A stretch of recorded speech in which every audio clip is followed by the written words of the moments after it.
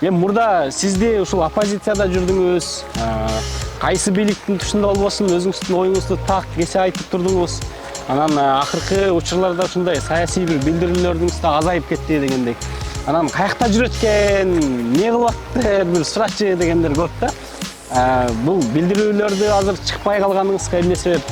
Элчи болуп келгениңизге 2 жылдын жүзү болуп калды, буюрса. Өзүңүз кандай элчи болуп атам деп ойлойсуз? Кыргызстандын жаштарында Европа ошон үчүн Германияга барсак деген пикир күч алды, ажиотаж болду, баары эле ошол жака барабыз деп жүрүшөт. Виза алууда мисалы кандай жеңилдиктер каралып атат дегендей. Бардык эле элчиликтин алдында төмөнкү багытта тапшырмалар турат. Алдыңкы 10 жылда Кыргызстан кандай болушу мүмкүн, кандай жолдо баратат? Бизде азыр Кыргызстандагы кыргыз саясатында оппозициянын орду кандай болуп атат? Бүгүнкү күндө оппозиция барбы? Негизи керекпи же бүгүнкү күндө кереги жокпу дегендей.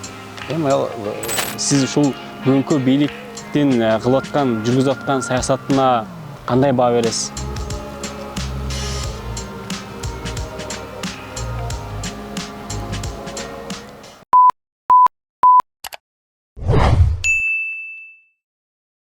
Ассаламу алейкум, урматтуу Азирет Осмонов YouTube каналынын көрүүчүлөрү, бардыгыңыздарга салам. Биз Берлиндебиз азыр. Элчиликке алыс эмес жерде турабыз. Жанымда өзүңүздөр билгендей саясатчы, азыркы учурда Германиядагы Кыргызстандын элчиси Өрбек Текебаев Черкешевич. Кандайсыз? Агай, жакшысызбы? Денсаулыктарыңыз? Рахмат. Берлинге кош келипсиздер. Куш көрдүк. Чоң рахмат жылуу тосуп алгандарыңыздарга. Буюрса бүгүн биз Өрбек Черкешевич менен Германияда кыргыздар тууралуу, өзү тууралуу жалпы бир темада сүйлөшөбүз. Алдыңкы мүнөттөрдө биз менен бирге болуп туруңуздар. Биз азыр ушул алдыбызда Шарлоттенбург, ошого арналып салынган бир имарат бар экен. Ошонун тегерегинде бир паркта турабыз. Көбүнчө ушул жерге келип сейилдейт окшойсуз, Бул биздин элчиликтин жанында, биздин элчилик мындай абдан 9 жолдун томунда дегенде жакшы жерде жайгашкан. Ушул имаратты тандаган Апас Жумагулов болгон. Ал иштин көзүн билген киши да жакшы жерде тандаган экен. Ушул комплекске жылына миллионго жакын турист келет. Ошолордун бир бөлүгү ошол белгилүү биздин элчиликтин жаны менен өтүшөт. Ошон үчүн жана көрдүң элчиликтин жанында биз Манасчыга эстелик коюп атабыз. Ал да бир Берлинде жок, өзүнчө бир уникалдуу эстеликтердин бири болот. Мен ойлойм көптөгөн туристтер ушул жерге келген. Ушул Манасчы жөнүндө, Кыргызстан жөнүндө ушул жерден маалымат алат деп ойлойм. Элчи болуп келгениңизге 2 жылдын жүзү болуп калды, буюрса. 2 жылга кетип атат, 1,5 жыл болду. Өзүңүз кандай элчи болуп атам деп ойлойсуз? Эми элчинин 2 түрү бар. Профессионалдык, номенклатуралык элчилер. Элчиликте бул өзүнчө кызмат, аскер кызматында эле элчилик кызматы да өзүнүн ички тартиби бар. Өмүрүн ушул жерге арнап, ушул жерден карьера жасаган адамдары бар, мындай дипломатиялык кызмат деп коет. Анын өзүнүн устав, өзүнүн закону бар. Элчи 2 түрү бар, ошол номенклатура, карьерный деп коет элчи, анан саясий дайындоолор. Саясий дайындоолор абдан көп болот, бизде эле эмес. Бүт дүйнөнүн тарыхын алып карасаң, саясий дайындоолор көп. Тарыхый ушундай кырдаалда тигил же бул мамлекет менен мамиле оңдогондо или бир маселелерди чечиш үчүн, мисалы Кошмо Штаттар элчилерди, саясатчыларын Кошмо Штаттар түзүүчүлөрүн Францияга элчи жөнөтүп турушкан. Анткени алар Англия менен тиги жаңгылдашып согушуп, Франция аларга союзник болгондо, ошолордун ишенимин алыш үчүн өзлөрү ишенген саясатчыларды жөнөтүп турганда, эми ар кандай себеп менен. Бизде дагы элчилердин бир 30% саясий дайындоолор менен болуп калгандар. Ар кандай, мен эми аны билбейм. Муну жетекчи өзүнүн түшүнүгүнө, өзүнүн планына, өзүнүн мындай видениясына ылайык дайындайт. Азыр эми Германия боюнча канча 20 миңден ашуун кыргыз бар дедиңиз, жалпысынан? Бизде эми 10 миң бар деп официалдуу айтылып жүрөт, бирок менин билишимче ушул 20 миңден жогору. Былтыр 5 миңге жакын студент жайында келип иштеп кетсе, быйыл 7-8 миң студент жайында келип иштеп кетти. Бул абдан көп. Эми алар 1-2 жыл бул жерде келип иштеп окууну бүткөндөн кийин бул жака келип иштеп калат. Анткени бул жерден жумуш орундарын тапты, бизнесмендер менен таанышты. Андан башка дагы ар кандай жолдор менен, өзлөрүнүн демилгелери менен келип аткан студенттер, анан жумушка орношкон жаштар көп. Мен оюмча ушул 20 миңден биз ашып кеттик. Мен өзүмчө ойлойм, бир 30-40 миң, 50 миң болгондон кийин бул процессте дагы бир толкун башталат. Анткени немистер жумуш күчү жетишпейт. Ошон үчүн мыйзамдарын жөнөкөйлөнтүп атат, жол ачып атат. Кыргызстандын жаштарында Европа, ошон үчүн Германияга барсак деген пикир күч алды, ажиотаж болду. Баары эле ошол жакка барабыз деп жүрүшөт. Немис тилин үйрөнө баштады. Бул жакка келиштин бир шарты негизги немис тилин билиш. Немис тилин үйрөнүш керек. Билишин керек. Анан ошо келе турган потенциалдуу адамдар көбөйүп калды. Бүгүн келиш кыйыныраак.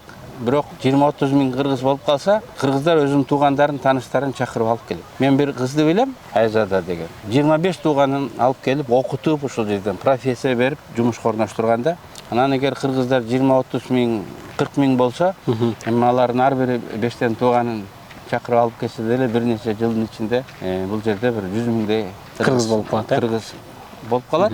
Анан табигый тиги суроо домат элде пайда болот да. Баарын эле силер сыртка алып кетип атасыңар, биякта ким кала деген жанагындай биз үчүн мындай талуу болгон суроо пайда болот.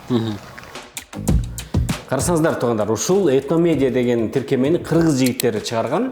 Бул жакта кыргызча эски кинолордагы, жаңы кинолордагы тапсаңыздар, көрсөңүздөр болот. Дүйнөнүн кайсы бурчунда болбоңуз, болгон App Store'га кирип, ушул тиркемени көчүрүп алыңыз дагы өзүбүздүн кыргыз кинону, кыргыз жигиттерин колдосоңуздар болот. Бош убактыңызда Этномедиадан кино көрүп чыргаңыз.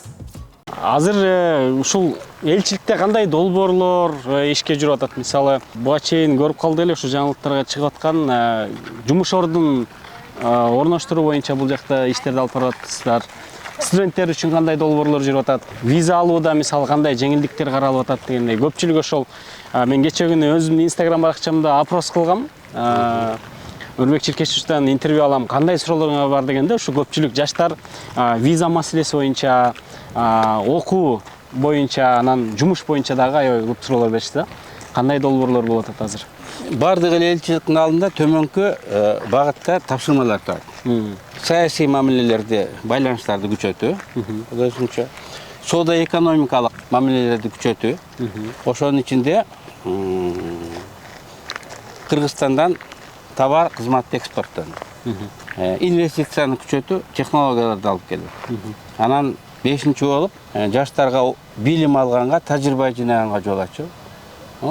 Тилекке каршы акыркы кездерде жумуш таап иштегенге жол ачуу деген маселе турат. Өкмөт койгон маселе. Мына мен айтышым мүмкүн, эми өкмөт ошентип маселе койгондон көрө Кыргызстанда завод ачпайбы депчи. Экөө бири-бирине карама каршы келбеген иштер. Завод ачыла берсин, а бул жактан келип жаштар билим алып иштөрөнө берсин. Бул геосаясий дагы маселе. Бир жыл мурун Россия менен Украинада конфликт болгондо бүт дүйнө бир нерсени билди да, бир өлкөдөн көз каранды болуп калбаш керек экен. Ал бир күн моментте пайдаланып коет экен. Мисалы, бир тууганың болсо да 100% көз каранды болбошуң керек да. Бир күнү шагыңды сындырып коюшуң мүмкүн. Бир тууганың болбосо анын аялы айтып коет. Путин болбосо Лавров айтып коет дегенде, Лавров өткөндө айтты го, кыргыздар ойлонгула, кыргыз тили боюнча эмне чечим кабыл атасыңар депчи. Ал жөн айткан жок да, бир нерсеге ишенип, бир нерсеге таянып айтып атат. Ар бир 3 балаңардын бирөөсү бизди иштеп атат. Аны ойлонбойсуңарбы деп. Анан ошондой бир өлкөдөн көз каранды болбостон мигранттардын бир бөлүгүн Россиядан да өнүккөн өлкөлөр бар. Россияда жок кесипти, ал жакта жок технологияларды үйрөнө ала турган өлкө бар. Ошол жакка буруш керек деген бул стратегиялык бурулуш деп койсо болот да. Петр биринчи Европага терезе ачтым десе, биз бул жака эшик ачышыбыз керек. Ошентип, кайсы эшиктерди ачыш керек. Мына азыр Германиянын федеративдик өкмөтүнүн деңгээлинде Кыргызстан менен 2 келишим кол коюлду. Эмгек ресурстарына байланыштуу. Дагы экөө даярдалат. Федералдык деңгээлде ал маселе чечилет. Бир закон кабыл алынды, 1-январдан күчүнө кирет, келген дагы жеңилдейт. Бирок ал закон деген закон өзү иштебейт экен. Аны иштете турган адамдар керек. Германиянын 16 штаты бар, республикасы. Мен ошонун 6-сынын өкмөтү менен уже жолугуп чыктым. Ошо ишти баштайлы. Партнер издеп атабыз. Эми мурда сизди ушул оппозицияда жүрдүңүз, кайсы бийликтин тушунда болбосун өзүңүздүн оюңузду так кесе айтып турдуңуз. Анан акыркы учурларда ушундай саясий бир билдирүүлөрүңүз да азайып кетти дегендей. Анан каякта жүрөт экен, эмне кылып атты, бир сурачы дегендер көп да. Бул билдирүүлөрдү азыр чыкпай калганыңызга эмне себеп? Эми биринчиден мен жана айткандай дипломатиялык кызмат деле аскер кызматы дегенде өзүнчө ички эрежелери бар. Анан бардык эле жасалып аткан иш ачык айтыла бербеген. Ушундай кызмат экен да. Анан эми мен публичный саясаттан келгем да. Ооба. Анан мен буга көнүшүм кыйын болот. Дипломаттар кылган кыл элек ишин эмес, кылган ишин деле айтпайт экен да. Начальство билсе болду деп мындай шпиондой, разведчиктей кылган калк болот экен. Ал эми биз билесиң, депутаттар кыл элек ишибизди деле жана эртең кыйкырган короздай болуп деге ушундай кылган атем деп айтып жибересиң да. Анан эми мен ошол эски адатыма салып кээде кыл элек ишти мына эми баштаган атам деп деле мындай айтып жиберип атам да. Бул эки профессиянын мындай бири-бирине мындай айкалышпаган жактары бар. Карама каршы болгон жактары бар. Мен ушул ишти мисалы иштеп атам, ошол эрежелерин сактаганга аракет кылам. Кайсыл ишти, кайсыл профессияны алсаң дагы жакшы иштегенге аракет кылам.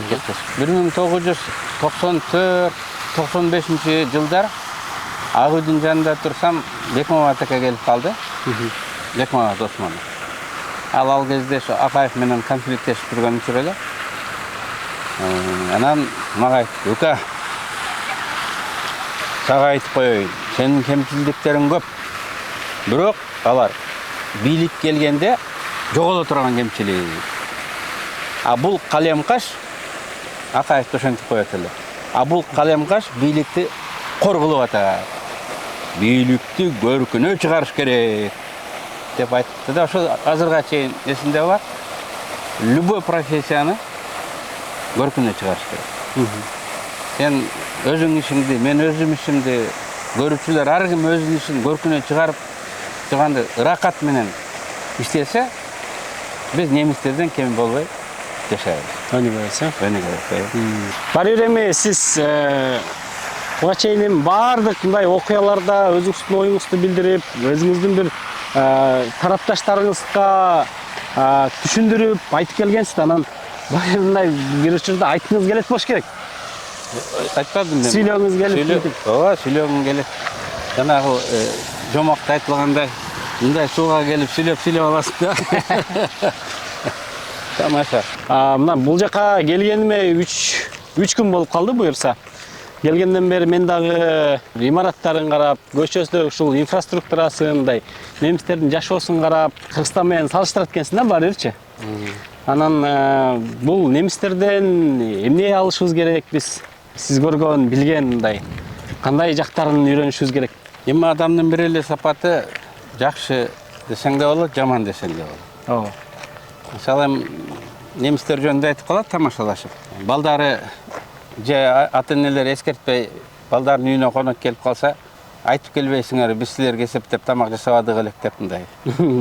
Өзлөрү жеп аларга тамак бербей коет экен дегендей, мындай эсеп кысапты так жүргөн адамдарда Кыргызда жана чачылып төгүлгөн адамды биздегилер наоборот эскертчү мактайт. Ата-энең эле эмес, ал досторун ээрчитип келсе дагы, "Ай, бар экен, дасторконду жайнатты, жакшы тосуп алды" деп ошол адамды берешен, мемандос, ак көңүл деп мындай мактайт да. Ошон үчүн тигил же бул сапаттарды айтканда биз ситуацияга жараша, ошо маданий чөйрөгө жараша пропорцияда алышыбыз керек да. Эми бул жаңы мен подходду айтып атам, ошондой болуш керек. Албетте Германияда биз основательность деп коет. Аны үйрөнүшүбүз керек. Бир нерсени жасасаң, фундамент жасап атканын көрсөң, бул не кереги бар дейсиң да. Баягы эски байыркы Римден үйрөнгөн 2 метр казышат, 3-4 слой кылып төгүшөт. Мунусу жок эле жасай берсе болбойбу дейсиң да. 100 жылга жасайт. Жана биз жашаган үйлөрдү көрдүң, ошол жерде 100 жыл, 200 жыл мурун курулган үйлөр бүгүнкүдөй турат. Мунун бир чети бул улуттук байлык. Мына мен Акманда мисалы азыр 4-чү жолу курулган үй да. Атам раматылык бири куруп 50-чы жылдары талкалап, 60-чы жылдын башында дагы бирөө курган. Ал эскирип калып 75-чи жылдары мен мектепти бүтүп окууга кетип атканда анысын курган. Анысы эскирип калып, биз инилерим болуп 2006 жылдары кайра курдук да. Анан дагы кээ бир жерлери мындай жаракка кетип көңүлгө толбой турат да, ошондон бир эле муунда мына 5 жолу мээнетти, Үй курулат, акчаны ошого кетирдик да. Эгер немистердей болуп кичинекей болсо дагы основательно курсаң, ал жылдан жылга калып улуттук байлык ысырап болбостон да көбөйөт. Сапатка көңүл бурушат Бул экен, да сапат жасашыбыз керек. Анан немистердей болуп иштеш керек. Анан мен оюмча эсеп кысап, калган эсеп кысаптан эле келип чыгат го. Анан бирок биз мындай айкалыштырышыбыз керек да. Биздин маданиятыбыз, менталитетибиз Өздүгүздү жоготпой баары эле. Жоготпой, анан бул жактын да жакшы жактарын алыш керек. Албетте, бул жакта тиги турмуш башкача уюштурулган. Мына климаты өзү теория бар да. Адам ошол жашаган жерине ылайыктуу болот. Ошол жердин тиги климатына ылайыктуу болот. Тооташ, чөл, суулуу жер, же чөл жер, таптак башка мүнөздөгү адам, башка маданият пайда болот. Эми бул жерде көрдүм. Жап-жашыл токой, суу, жайы салкын, кышы жылуу дегендей да. Анан эми мындай жерде жамбаштап жатса сонунда деген жер ушул жерде. Биз жакта Кыргызстанда, Орто Азияда жашаш үчүн күрөшүшүң керек. Кышы суук, жайы ысык, суу буруп алып келишиң керек, суу талашышың керек дегендей. Бирок ошого карабастан булар да ушул климаттык өзгөрүүлөрдөн улам жаратылышты коргоо маселеси биринчи орунда турат. Ушундай болуп туруп, мисалы быйыл немистер тиги коңгуроо кага баштады. Жана клубника деген болот экен, ал сууну көп жейт экен. Ошо клубника эккенди азайтыш керек. Булардын жер алдында да суусуз болуп атат, жердин үстүндө эле толо суу. Ошондо дагы айтат, клубника сууну көп жеген өсүмдүк болот экен. Муну экпеш керек экен деп айтып атты. Бизде ошондой Орто Азияда ошондой саясат барбы? Суу жылдан жылга азайып, элдин саны көбөйүп атат. Алар өзлөрү ичет. Аларга тиги кийим чыгарыш үчүн да суу кетет. Туура. Үй куруш үчүн да суу кетет. Тамак аш чыгарыш үчүн дагы, өндүрүш үчүн. Аны даярдаш үчүн да суу кетет. Анан биздин суубуз жетеби? Эртең суу жетпей согуш болсо эмне болот?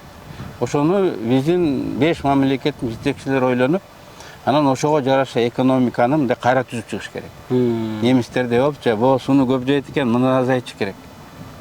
Муну биз ушу суусу көп өлкөдөн сатып алып келгенибиз жок. Туура. Бизге мисалы суусу жок, аз кете турган экономикага багыт алышыбыз керек. Аны экономдой турган технологияларды алышыбыз керек деп азыртан ойлонуш керек. Анан эртең кетмен алып бирөөбүзгө чуркаганга жеткирбеш керек. Мына немистерден жана основательность деген боло элек. Анандай кырсык келе элек. Алдан ала ошого даярданып атышат. Эми Өрөкшикеш, бул сизди саясатчы катары тааныйбыз да бизчи. Жаштар, биз курактуулар, анан сизге ушул саясат тууралуу дагы мындай суроолорду бербесем, менин подписчиктерим сөгөт. Баары бир экөөбүз жанатан бери сүйлөшүп атабыз. Германиядагы бул архитектура, тарых тууралуу сүйлөшүп атабыз. Анан ошол саясат боюнча дагы подписчиктерим ушул сурамжылоодо суроолорун беришкен.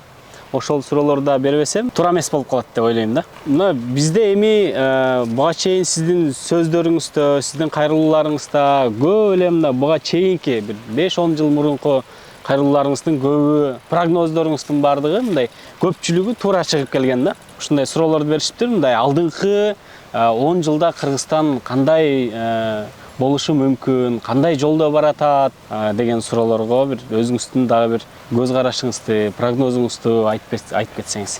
Көп нерсени элдер эмес, геосаясий ситуация аныктайт, география аныктайт дегендей. Азыр Орто Азиянын салмагы дүйнөдө өсүп атат. Кызыккан ири өлкөлөр көбөйүп атат. Кытайдан Кыргызстан аркылуу Өзбекстанга курулган темир жол биздин эл эмес көп өлкөлөрдүн кызыкчылыгына жооп берет. Ал жол Кыргызстанды реалдуу көз каранды эместикке мындай алып келет. Реалдуу көз каранды эместикке. Эми ошолардын баарын эске алганда, майдалана олтурбастан, эгер биз ошондон кырдаалдан пайдаланып кала алсак, Кыргызстанга бир топ эле мындай жакшылыктар болот. Кыргызстан Швейцария болушубуз керек деп айтабызбы? Кыргызстан Швейцария болуш үчүн биздин коңшулар бай болуш керек. Анткени Швейцариянын айланасында ошол азыр деле бай, мурун деле бай, Франция, Италия, бияында Германия, Нидерландтар биз кичине өлкөдө тоот болгонубуз менен алар абдан бай өлкө. Азырда тиги инвестициясы Орто Азияга эң көп салгандардын бири бул Нидерланддарда. Анан алар бай өлкөлөрдүн ортосунда болгон. Кыргызда айтат го мындай бай май кармаган бармагын жалайт дегендей ошол коңушчуларың бай болсо тиги өлкөгө дагы мындай жугат экен, инвестиция келет экен. Анан мен жана айткандай биз Орто Азия катары өзүбүздү карасак, Өзбекстан, Казакстан, Кытай мына биринчи экономикага айланып атат. Бизге Индия алыстай болуп көрүнөт, Германияга караганда 3 эсе жакын. Индиядан дүйнөнүн экинчи экономикасына айланган турат. Биз ошол бай өлкөлөрдүн ортосунда калып атабыз. Эми алар менен карым-катнаш жолдорду түзүшүбүз керек. Темир жолубуз аркылуу Инд океанына чыксак, анан ал жакта миллиондогон тонна товарды биз аркылуу Кытайлар ташып кетсе, Кытайдан алар Индия, Африкага чейин кетсе, Кыргызстанда мүмкүнчүлүктөр ачылат. Ооба. Мен бир мисалын айтып атам да. Регион целом региондо тынччылык болсо, эң негизи тынччылык. Региондо тынччылык болсо, анан регион бай болсо, коңушчулар бай болсо, Кыргызстан иши жакшы болот.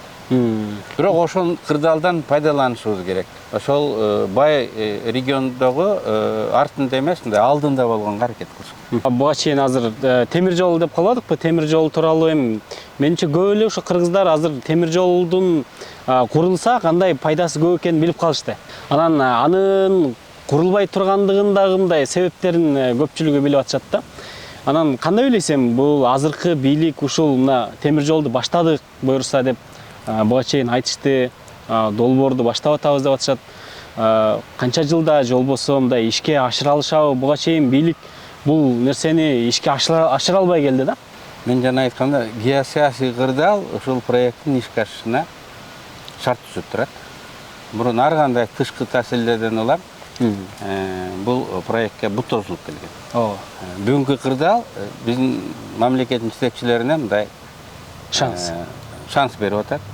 Бул жол Кытайга да керек, бул жол Орто Азиядагы башка өлкөлөргө да керек. Иран, Жакынкы Чыгыш, бул жагы Индияга чейин, аягы Африкага чейин керек. Анан биз көз каранды болбой Орто Азия бир бүтүн өзүнчө регионго айланып калсак, бул тиги Америка менен Европага да керек. Эми алар уктап турса эле ушул Орто Азия Россиядан көз каранды болбой өзүнчө болуп калса экен дегенди көрүшөт да. Эми бул жашыруун эмес, мен сырды ачкан жокмун. Ооба, эми билет, элдин баары билет. Ошон үчүн тиги кызыктар адамдар, кызыктар өлкөлөр көп, күчтөр көп. Демек, муну мындай курулуу шансы реалдуу. Мына бүгүнкү күндө Кыргызстандагы саясатты бул жактан карап деле көрүп атасыз да, өзүңүз ичинен билесиз дегендей. Сиздин мына оозуңуздан чыккан сөз, сиздин ой пикириңиз биз үчүн, биздей жаштар үчүн, мисалы, сизди көрүп аткан эл үчүн чындыгында мындай маанилүү да. Мен ошондой ойлойм. Анан сиз ушул бүгүнкү бийликтин кылып аткан, жүргүзүп аткан саясатына кандай баа бересиз?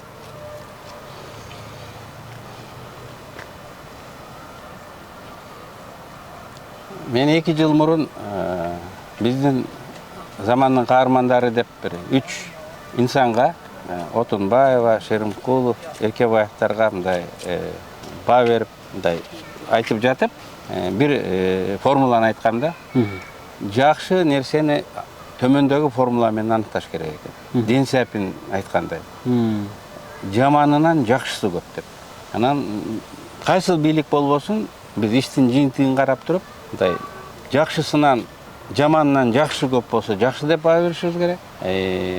Жакшысынан жаманы көп болсо, жаман деп баа беришибиз керек. Анан бүгүнкү отрезокто мына ушул мына фотоаппарат тарткандагыдай кыска убакытта мындай толук кандуу баа бере албайсың. Анын үчүн буягын карашың керек, анан кийинки жыйынтыгын караш керек. Мен ушул формула менен баа берүүгө чакырат элем. Баарын эске алып, дүңүнөн баа берет. Жыйынтыгын буюрса көрөсүздөр деген ой экен да. Мына сиз 30 жылдан бери оппозицияда жүрдүм дебедиңизби? Бизде азыр Кыргызстандагы кыргыз саясатында оппозициянын орду кандай болуп атат? Бүгүнкү күндө оппозиция барбы? Негизи керекпи же бүгүнкү күндө кереги жокпу дегендей? Эми илгери кыргыздар, монголдор, көчмөн эл жортулга алыска жол чыкканда бир 4-5 аты болчу экен да. Бири чарчаганда экинчисинде олтуруп ат алмаштырат деп коет экен кеткен да. Анан мен жана айтканда, элдер бирөөдөн алтын болсоң дагы сенден тажайт бирөө. Туура айтып атсаң дагы айта берет деп мындай ишенбей калат. Анан кой башкасын көрөйлүк депчи. Ошондо элдин бактысы болсо ат алмаштырганга башка азаматтары болот. Эми оппозициядан бышып жетилип, сынактан өтүп, ооба. элдин ишенине кирген болот да. Эгерде оппозиция болбосо, жанагы жалгыз ат менен карайлаганда ары бери карасаң, мындай башка выход жок. Ошон үчүн оппозиция сөзсүз керек, ал бышыш керек. Барбы бүгүнкү күндө мындай? Эми бар да, элдин келечеги болот дегенде бар да. Эми аны ар кандай формада болушу мүмкүн. Бирок эми бар. Анан эл кааласа ал бир күндө эле пайда болот. Ситуацияга жараша да. Мисалы шайлоонун эртеси оппозиция азыраак болот. Анткени эл ишенимин аныктап алды. Ооба. Убакыт өткөн сайын эл тажайт да акыры. Ошондо ошо башкалардын баркы көтөрүлө баштайт. Баш көтөргөндөр, мен бердемин дегендер, коңулда жаткандар мындай чыга баштайт. Чыга баштайт. Эми бул табигый иш. Анан мен бир нерсени айткым келет жана Бекмамат Атакен айтпадым, ошонун сөзү менен жооп бергим келет. Любой иштин майын чыгарыш керек да. Ооба. Профессионал болгонго, ишти аягына чыгарганга, сапаттуу жасаганга аракет кылыш керек. Жаңы эле айтып кетпедикпи? Өмүрбек Текебаев деген атты жасадыңыз, кыргыз саясатында өзүңүздүн ордуңузду таптыңыз. Алдыда дагы кандай мындай кыялдарыңыз бар? Буга чейин кандай кыялдарыңыз болуп, алар орундалдыбы, орундалбадыбы, ал сизге маалым? Алдыда да кандай кыялдарыңыз бар? Эмнени кыялданасыз бүгүнкү күндө? Мен мектепте мугалим болуп иштедим. Анан ар дайым депутат болуп жүргөндө дагы айтат элем. Менин ушундай мыкты депутат, жакшы депутат болушума менин мугалимдик тажрыйбам чоң салым кошту. Мен мурун эмне иш кылсам мектепте азыр деле ошол ишти кыла үйрөтөм.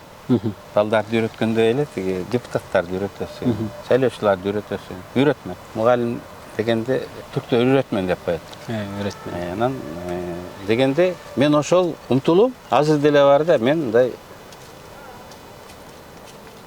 үйрөтсөм дейм. Көргөнүмдү, билгенимди мындай бөлүшсөм дейм. Тажрыйбаңыз менен бөлүшсөңүз. Ооба, анан ошол планды алып караганда, мисалы кайсы жыл иштебеген, жашың канча болбогон сөз мүмкүнчүлүгүң бар. Бирок масштаб өзгөрүшү мүмкүн, аудиторияң өзгөрүшү мүмкүн, мурункудай көп адамдар укпай калышы мүмкүн, мурункудай бүт эл укпастан бир бөлүгү угуп калышы мүмкүн, пенсионерлер угуп калышы мүмкүн, эле жаштар, өзүң сегменттиң угуп калышы мүмкүн.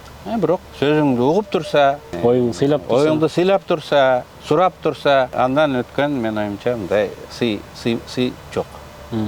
Сиз басып өткөн жолуңузга ыраазысызбы? Эми мен жана айткан оптом дүңүнөн баа бериш керек. Кээде ойлонуп кетип, кап андай эмес, мындай кылат элем, анан тигиндей кылат элем деп айтасың го.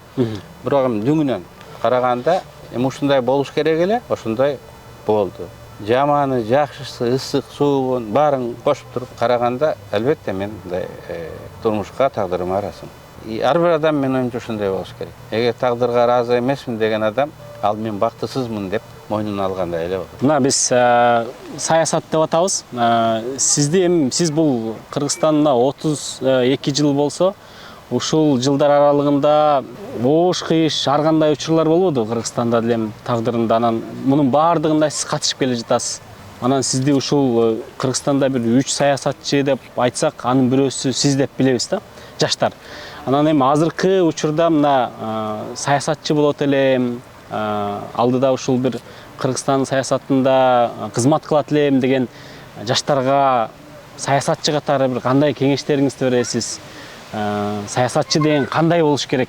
Анткени азыр ушул жаштар мына саясатчы болом деген жаштардагы мындай сиздей аксакалдардын десек болот, мындай кеп кеңешине муктаж.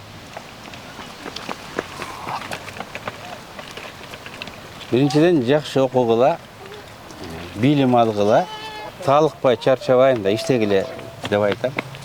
Ар кандай профессияда мастерликке жетиш үчүн мындай тажрыйба керек. Тынымсыз өзүң ишиңди абдан жакшы көрүп иштеш керек. Ошондо сени профессионал дейт.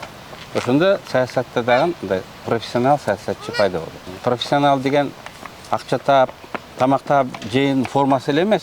Бул мастерликтин мындай компетенттүүлүктүн мындай жеткен чеги деген. Профессионал футболист, профессионал хоккеист дегендей да. Өз ишин гана билбей, өз ишин билет деген сөз да. Ошондо профессионал мындай сиздерден саясатчы чыгат. Саясатчынын негизги милдети элге кызмат кылуу. Содогерлерде бир мыйзам бар, формуласы. Клиент всегда прав деген. А саясатчы, избиратель же народ всегда прав. Кээде эл адашат.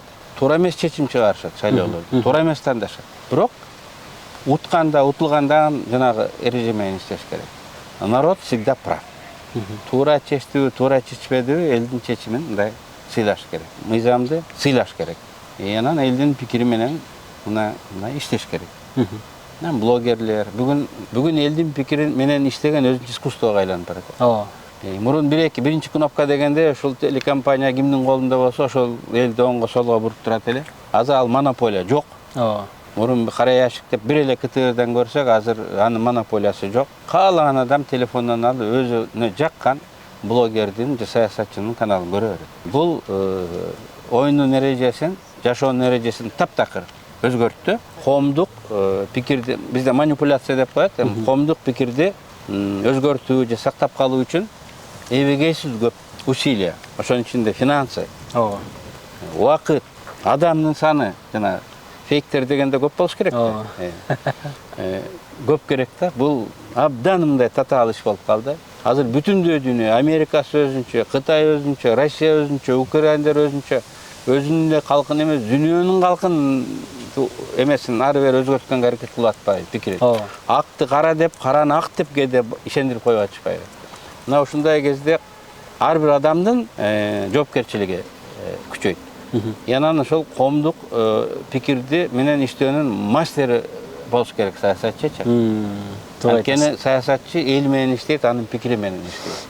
Ал содагер өзүнүн товарын сата билгенде, ал өзүнүн кызматын элге мындай түшүндүрүп бере алгандай болуш керек. Саясатчынын, анан саясаттын күчү, мыйзамдын да күчү, өкмөттүн да күчү, мамлекеттин күчү бул легитимдүүлүктө. Легитимдүүлүктүн эки жолу бар. Мыйзамдуулук дегенди легитимдүүлүк деп түшүнөбүз. Экинчиси ишеним. Эл сен айткан сөзүң ишенсе, сенин саясатың ишенсе, жанагы тоону томкоруп жиберет дегендей болот.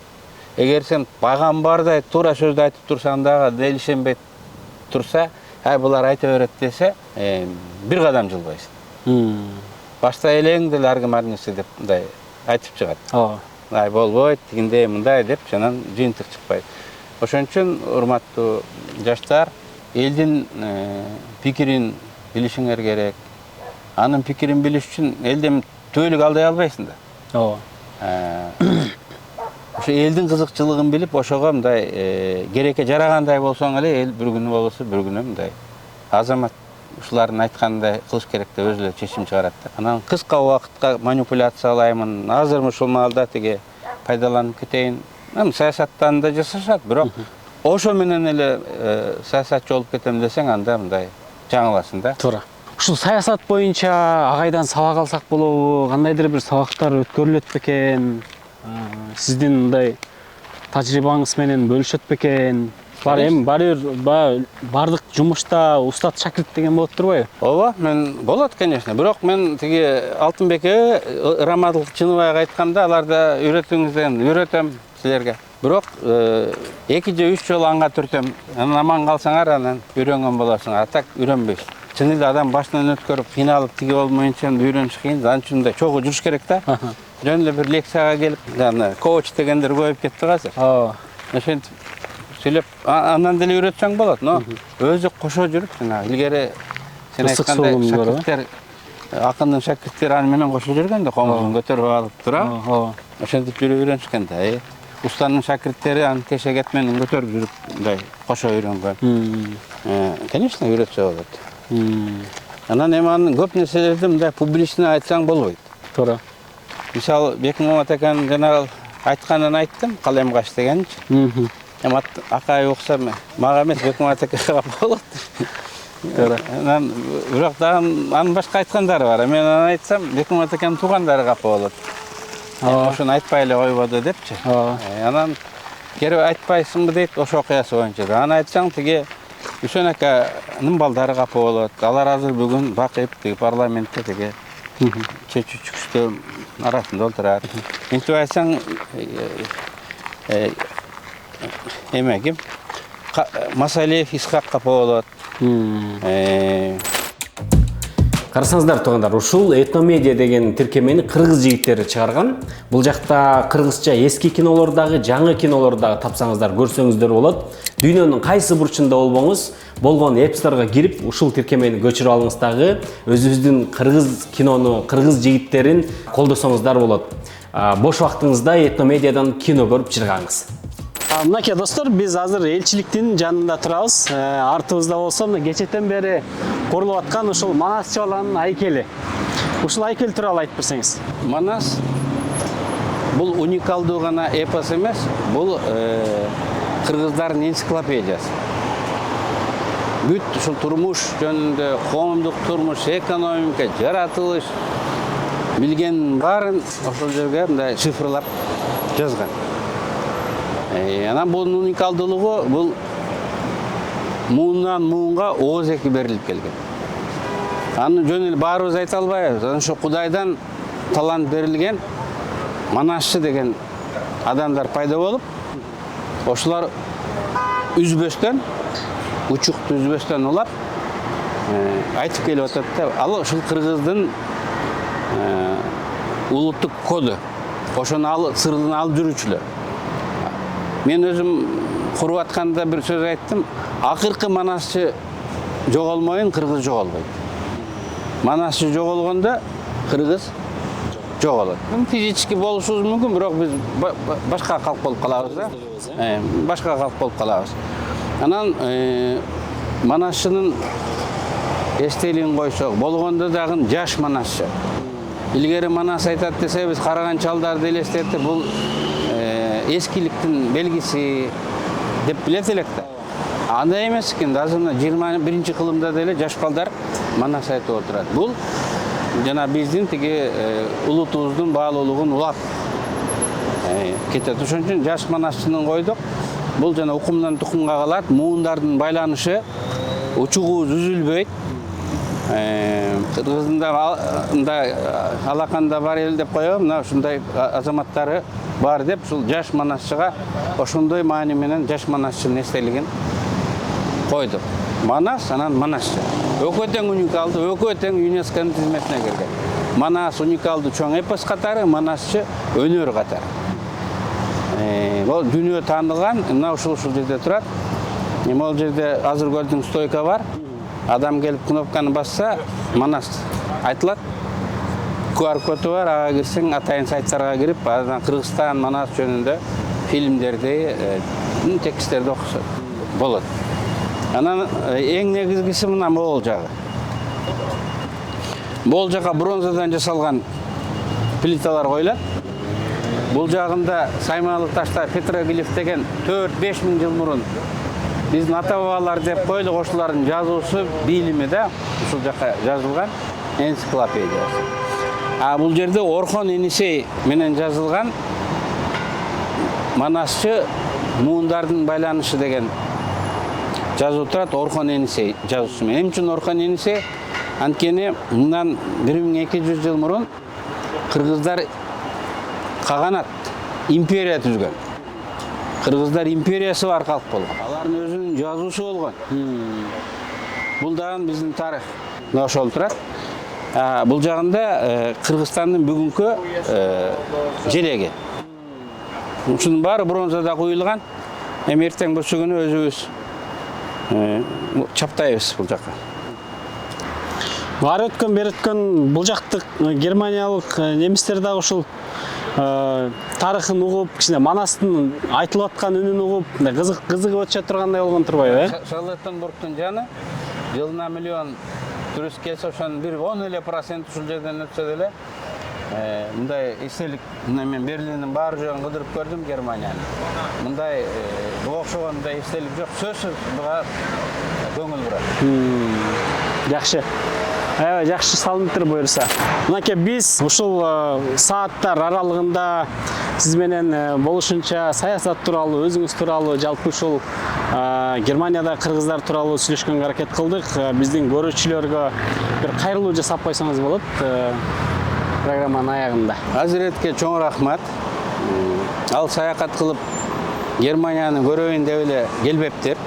Планында ушул Германияга келген кыргыз жаштарын бул жердеги абалын, алардын жетишкен ийгиликтерин, алар кириптер болгон кыйынчылыктарды баарын айтып, Кыргызстандагы жаштарга профессиялык ориентация берип, мотивация берип, анан эң негизгиси бардык кыйынчылыктарга даяр болуп, аларды жеңгенге мындай эркин, демиң жеткендей болуш керек Анан эң негизгиси талыкпай эмгек кылганга даяр болушуң керек деген мындай талим тарбия агитация мындай бергени келиптир.